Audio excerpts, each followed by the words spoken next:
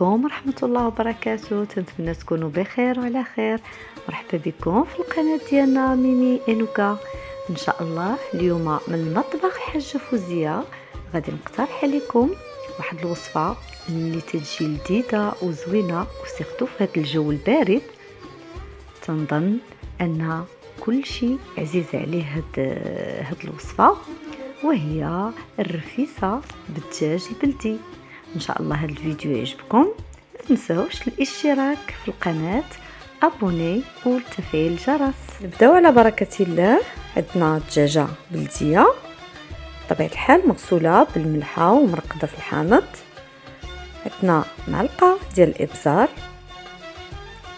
معلقه ديال السكينجبير، خرقوم عرق، نصف معلقه من مساخن غنزيدهم مازال واحد شويه في الاخير، وعندنا شويه ديال الملحه، 6 الفصوص ديال الثومه، ضامه البنه ديال الزعفران، 2 بصلات صغار مشلضين، زيت الروميه والزيت البلديه، السمن، الحلبه والعدس. البصلات غادي نخليهم حتى الاخير حيت الدجاج البلدي كيهز الطياب. في كوكوط غادي نضيف زيت الزيتون او زيت البلديه وشويه من زيت الروميه.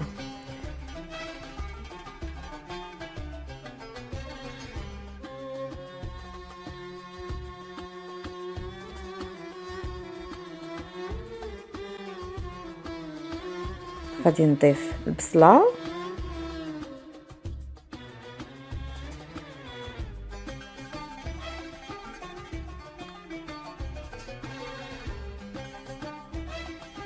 السمن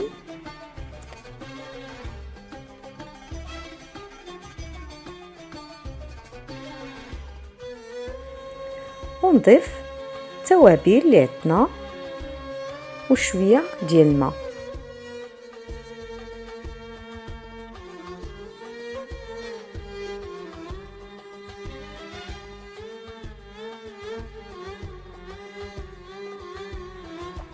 بالنسبه لهاد العدس والحلبه والبصله غادي نخليهم حتى الاخير. غنضيف الدجاج ديالنا ونخلطوا العناصر مزيان ونخليوهم واحد 10 دقائق باش يترقدوا مزيان مع العطريه.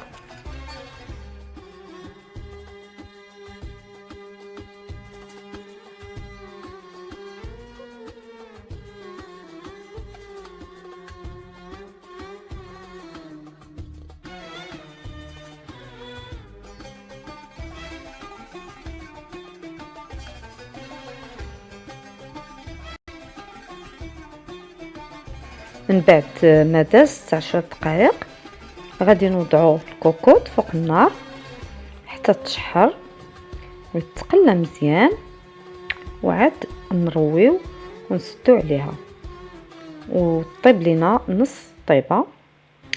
ديك الساعه عاد نضيفوا العدس والبصله والحلبه.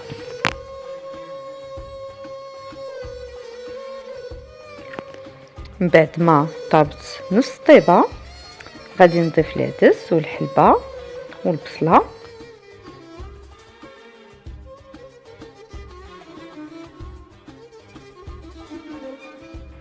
هذيك البصيله تعطي واحد التغميره زوينه ولذيذه.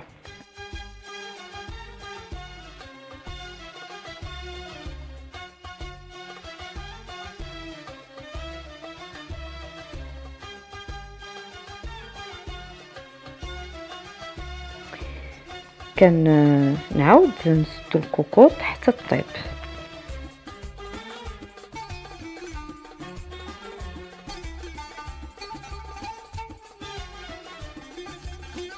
بالنسبه للعجين عندنا الفورس، القمح سبيسيال او الفينو، الملح والماء. كنديروا تقريبا 2 كيسان كبار ديال الماء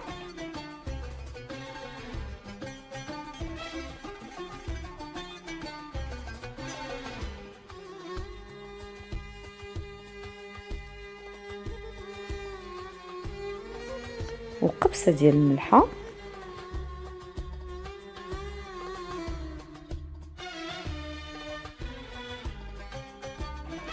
والفرص والقمح في العجانة حتى يتعجنوا مزيان.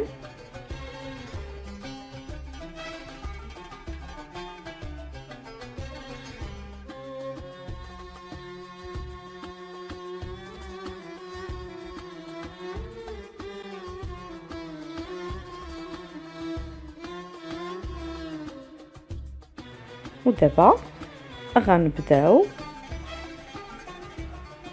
نحضروا المسمن ديالنا بهذا الشكل كيف كتشوفوا.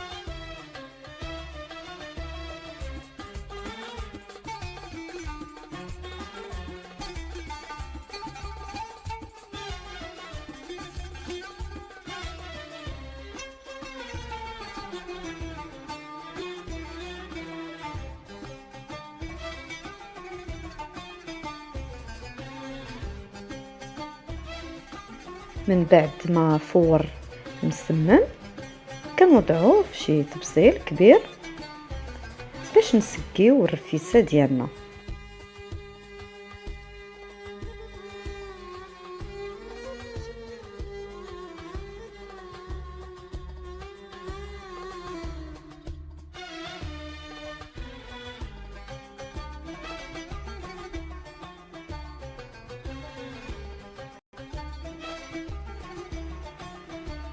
المرق ديالنا كيف كتشوفوا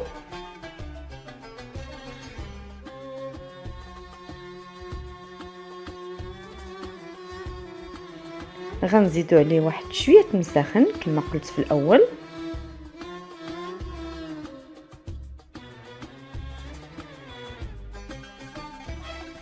وشويه ديال السمن،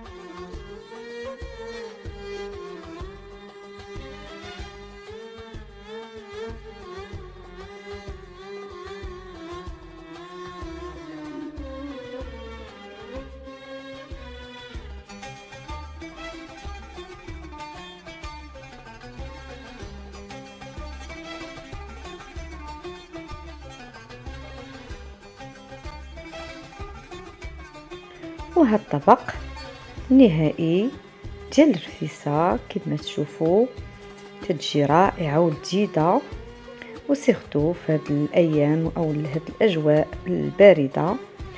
تنتمنى ان هذا الفيديو يعجبكم وبصحتكم وراحتكم، وفي انتظار فيديو جديد تنقول لكم مع السلامه.